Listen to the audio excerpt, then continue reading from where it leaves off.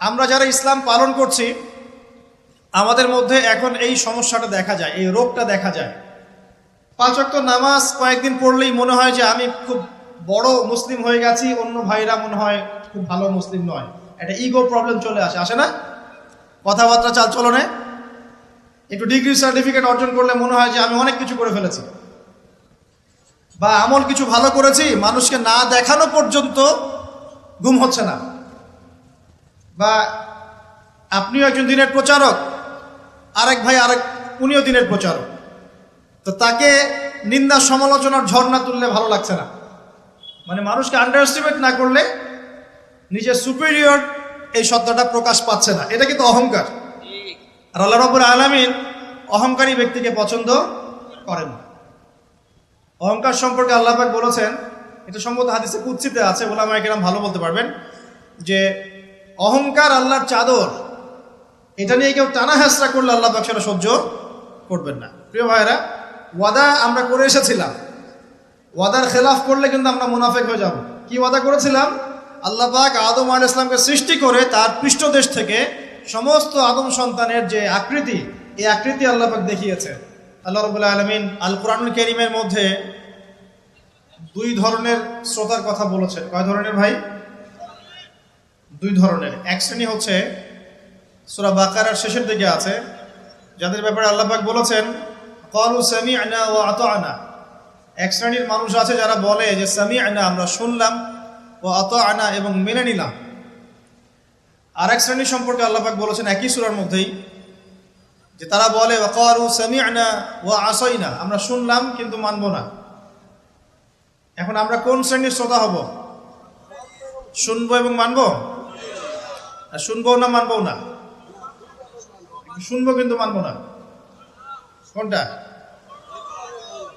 যারা বিনা শর্তে, বিনা দ্বিধায় আল্লাহ রাব্বুল আলামিনের যাবতীয় হুকুম আহকাম মেনে চলে, আল্লাহর বিধানের সামনে আত্মসমর্পণ করে, তাদেরকে আমরা বলি মুসলিম, তাই নয় কি? আল্লাহ পাকের বিধানের সামনে পরিপূর্ণরূপে আত্মসমর্পণ করলে হয় মুসলিম, আর আল্লাহ পাকের বিধানকে পরিপূর্ণরূপে অস্বীকার করলে হয় কাফের।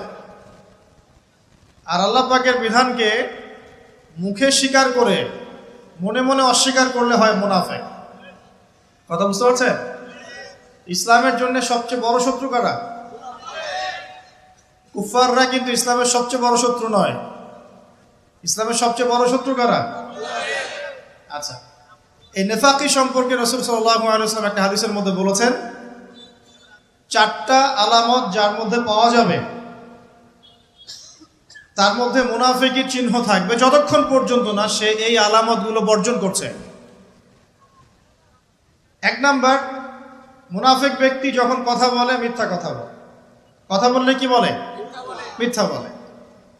তো আমরা যারা কথা বলবো দিন সম্পর্কে, দিন বা দুনিয়ার কথা বলবো, এখানে মিথ্যা থাকা যাবে না। থাকলে আমরা মুনাফিকের খাতায় নাম লিখিয়ে ফেলবো। 2 নাম্বার হচ্ছে ওয়াদা করলে খেলাফ করে। ওয়াদা করলে কি করে? খেলাফ করে। ওয়াদার খেলাফ করলে পরে মুনাফিকের খাতায় নাম উঠে যাবে, নাউজুবিল্লাহ। এখন আমরা কিন্তু আল্লাহর কাছে ওয়াদা করে এসেছি। আমরা যখন রুহের জগতে ছিলাম, আমরা কিন্তু এর আগে একটা জগতে ছিলাম, এটার নাম রুহের জগৎ, আলামে আরওয়াহ। এটা কি জানেন? ওই নাসা যদি আবিষ্কার না করে তাহলে যে কোনো কিছুর অস্তিত্ব থাকবে না, এটা সত্য নয়। ঠিক আছে? এখন পৃথিবীতে একটা দর্শন চলছে আর কি, ফিলোসফি চলছে কিরকম, যে পশ্চিমারা যা বলে আমরা চোখ বন্ধ করে মেনে নেই,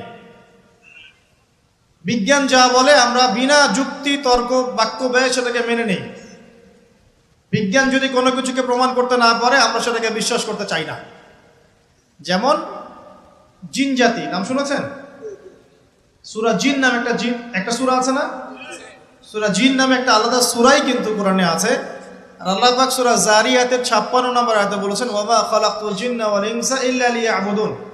আমি জিন আর মানুষকে শুধুমাত্র আমার ইবাদত করার জন্যই সৃষ্টি করেছি। তো আল্লাহ পাক এখানে বলেই দিলেন যে জিন এবং মানব জাতি 2টা প্রজাতি আল্লাহ পাক রেখেছেন পৃথিবীতে। কিন্তু বিজ্ঞান কিন্তু এখনো জিনকে আবিষ্কার করতে পারেনি। পেরেছে? পারে নাই। তো বিজ্ঞান আবিষ্কার করতে পারে নাই বলে কি জিনের অস্তিত্ব নাই? ব্যাপারটা কেমন হবে? ঠিক একইভাবে এই যে আল্লাহ পাকের কাছে আমরা ওয়াদা করে এসেছি আলামে আর ওয়াহ বা রুহের জগতে, এই রুহের জগৎ কিন্তু এখন পর্যন্ত বিজ্ঞান ব্যাখ্যা করতে পারে নাই। আল্লাহ পাক আমাদেরকে বলেছিলেন, ঘটনাটা এমন ছিল যে আদম আলাইহিস সালামের পৃষ্ঠদেশ থেকে আল্লাহ পাক সমস্ত আদম সন্তানদের আত্মাগুলোকে পিপিলিকার আকৃতিতে সামনে দেখিয়েছেন। কিসের আকৃতি? পিঁপড়া। পিঁপড়া। আর এই পিঁপড়া সম্পর্কে একটা হাদিস মনে পড়ে গেল, কিয়ামতের মাঠে কিছু মানুষকে আল্লাহ পাক পিঁপড়ার আকৃতিতে উঠাবেন। কিছু মানুষকে আল্লাহ পাক কিয়ামতের মাঠে পিঁপড়ার মতো আকৃতিতে হাসর করাবেন। তারা কারা? যারা এই দুনিয়াতে অহংকার প্রদর্শন করত। এখন জানতে হবে তাহলে অহংকার কি? আপনার গায়ের জামাটা সুন্দর, জুতাটা সুন্দর, আপনার বাড়িটা সুন্দর, এর মানে আপনি অহংকারী, এটা প্রমাণ হলো না, এটা অহংকার নয়। নবী সাল্লাল্লাহু আলাইহি ওয়াসাল্লাম বলছেন অহংকার হচ্ছে দুটো জিনিসের সমন্বয়। একটা হচ্ছে মানুষকে তুচ্ছ তাচ্ছিল্য করা এবং সত্যকে প্রত্যাখ্যান করা। বাতারুল হাক্কি ওয়া গামতুন নাস, মানুষকে তুচ্ছ তাচ্ছিল্য করা এবং সত্য মানে আল্লাহ পাকের বিধান যেটা সত্য এটাকে অস্বীকার করা, এটা হচ্ছে অহংকার। ইবলিসের জ্ঞান ছিল না? ইবলিস কি আবেদ ছিল কিনা? আবেদ বোঝেন কিনা? আবেদ মানে যে প্রচুর ইবাদত বন্দেগী করেছে আল্লাহ পাকের। ইবলিস কি আল্লাহর ইবাদত করে নাই? আল্লাহ পাক কি তাকে অনেক উঁচু মর্যাদা দেননি? কেন তাহলে সে চিরস্থায়ী জাহান্নামী হচ্ছে? উত্তর কি? একটা আদেশ আল্লাহ পাক করেছিলেন আদম আলাইহিস সালামকে সিজদা করার। ওয়াইজ কুলনা লিল মালাইকাতি ইসজুদু লিআদম ফাসাজাদু ইল্লা ইবলিস। আল্লাহ পাক ফেরেশতা মণ্ডলী সবাইকে বলেছিলেন যে আদমের সামনে সিজদা করো, সম্মানের সিজদা করো। কেন সিজদা করতে হবে? কারণ আদম আলাইহিস সালামকে আল্লাহ পাক নিজ হাতে সৃষ্টি করেছেন এবং তাকে আল্লাহ পাক সমস্ত জ্ঞান শিক্ষা দিয়েছেন। জ্ঞানের কারণে আদম আলাইহিস সালাম এখানে সুপিরিয়র। আল্লাহ পাক ফেরেশতাদেরকে ডেকে বলছেন তোমরা আদমের সামনে সিজদা করো। ইবলিস কিন্তু ফেরেশতা নয়, সে কিন্তু জিন। আল্লাহ পাক ফেরেশতাদেরকে বলছেন সিজদা করো, মানে কিন্তু এই নয় যে ইবলিসও ফেরেশতা। ইবলিস কিন্তু ফেরেশতা নয়, সে কিন্তু জিন জাতির অন্তর্ভুক্ত ছিল। এর দলিল সূরা কাহফের মধ্যে আছে, কানা মিনাল জিন ফাফাসাকা আন আমরি রাব্বি। ইবলিস জিন জাতির অন্তর্ভুক্ত একজন সত্তা ছিল। সে সিজদা করলো না, যুক্তি দিল, একটা বাতিল কিয়াস করলো, সেটা হচ্ছে খালাকতানি মিন নার ওয়া খালাকতাহু মিন তিন। আমাকে সৃষ্টি করেছেন আগুন দিয়ে এবং আদমকে সৃষ্টি করেছেন কি দিয়ে? মাটি দিয়ে। কেন আমি আদমকে সিজদা করব? মানে ইবলিস প্রমাণ করতে চাইলো যে আল্লাহর আদেশটা ভুল, আমি সঠিক। নাউযুবিল্লাহ। আবা ওয়াস্তাকবারা, সে উদ্ধত হলো এবং অহংকার প্রদর্শন করলো। এই একটা মাত্র কারণেই সে কিন্তু চিরস্থায়ী জাহান্নামের অন্তর্ভুক্ত হয়ে গেল। তো অহংকার কি?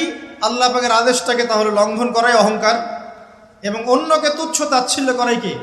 অহংকার। ইবলিস এখানে দুইটা কাজই করেছে, আল্লাহর সত্যটাকে, হকটাকে অস্বীকার করেছে এবং আদম আলাইহিস সালামকে কি তুচ্ছ করে নাই? আচ্ছা, এখন